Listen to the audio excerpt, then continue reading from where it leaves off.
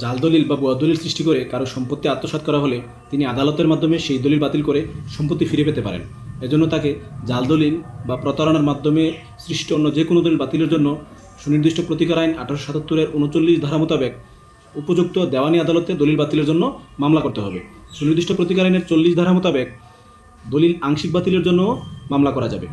জাল দলিল বাতিল না হলে যিনি ক্ষতিগ্রস্ত হবেন, অর্থাৎ সম্পত্তিতে যার স্বার্থ আছে, তিনিই কেবল দলিল বাতিলের জন্য মামলা করতে পারবেন।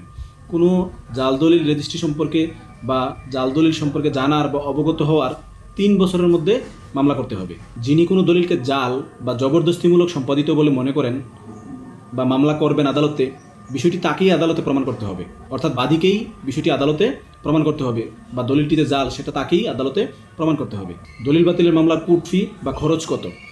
দলিল বাতিলের মামলার কোর্ট ফি দলিল মূল্যের 2%, অর্থাৎ যে দলিলটা বাতিলের জন্য আপনি মামলা করবেন সেই দলিলে যে মূল্য দেখানো আছে সেই মূল্যের উপর 2% কোর্ট ফি এবং এই 2%-এর উপর 15% ভ্যাট। তবে সর্বোচ্চ কোর্ট ফি 40,000 টাকা এবং ভ্যাট 6,000 টাকা, অর্থাৎ কোনো দলিল বাতিলের মামলার সর্বোচ্চ সরকারি খরচ হতে পারে 46,000 টাকা, কোর্ট ফি ভ্যাট সহ 46,000 টাকা। আর বিজ্ঞ আইনজীবীর যে পারিশ্রমিক বা ফিস সেটা তাহার সাথে আলোচনা করে ঠিক করে নিতে হবে। আদালত বিচার শেষে যে ডিক্রি প্রদান করবেন তার একটি কপি অবশ্যই সংশ্লিষ্ট সাব রেজিস্ট্রি অফিসে প্রেরণ করতে হবে।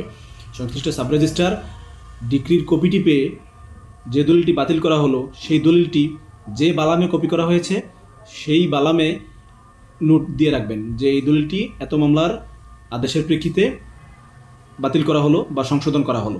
এছাড়া জাল দলিল বাতিলের মামলা ছাড়াও দলিল জালকারীর শাস্তি দাবি করে ফৌজদারি আদালতে মামলা করা যাবে। সবাই ভালো থাকবেন। ভালো লাগলে শেয়ার দিয়ে সবাইকে জানার সুযোগ করে দিবেন। ধন্যবাদ। আসসালামু আলাইকুম।